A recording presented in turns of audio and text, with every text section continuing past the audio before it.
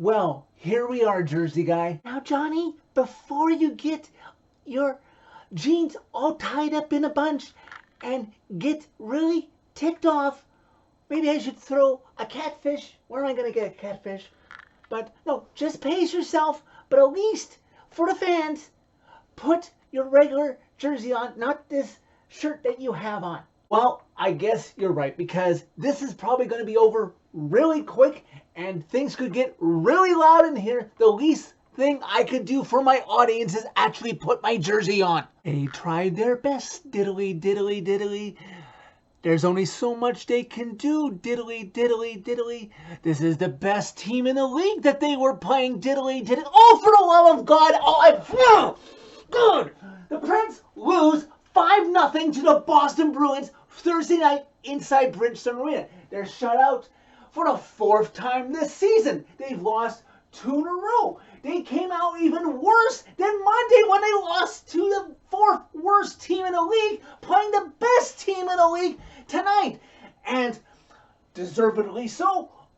Maybe 70-75% of the fans in the building were Bruins fans tonight, because Preds season ticket holders who are locked into season ticket holder contracts sold their tickets on the secondary market. I hope you all, deservedly so, made a pretty penny on that secondary market, because you deserve at least something out of this crappy season, because this team is not making the playoffs tonight. They played so piss poor tonight.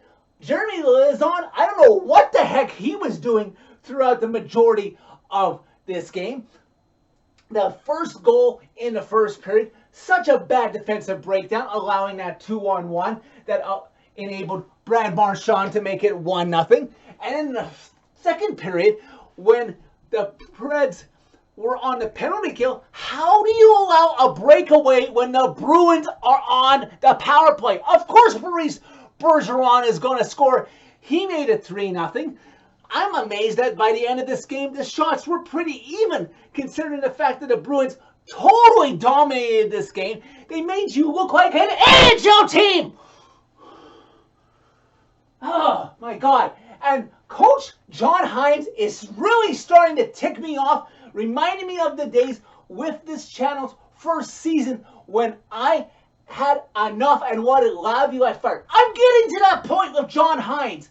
How is it that 4-0 after 2? How is Saros not given a mercy pull? I know Saros is a competitor and probably didn't want to be taken out of the game. But sometimes you're the captain of the ship, technically as being the coach, and you have to send a message sometimes and pull your goalie.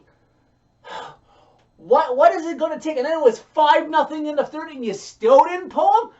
If Barry Trotz was coach of this team, longtime fans of the Preds team know that after a performance like that, messages would be sent. I don't care.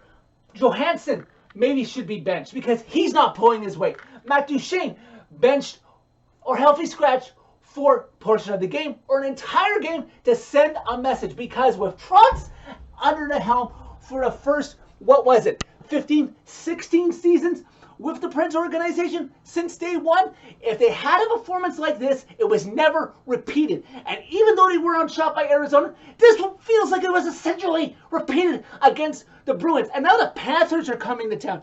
And yeah, they're not in a playoff spot right now, but they're fighting like hell. More than I see from the Preds.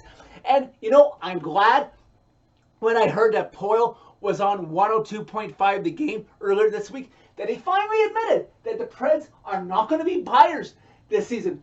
Good, because the cupboard still needs to be restocked.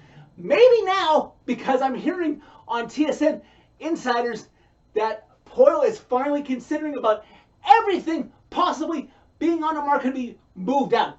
Good. If you can get something for Johansson or Duchene that's reasonable, move it out. Ekholm has term that any other team is going to love, that he's not going to become a free agent, considering moving him.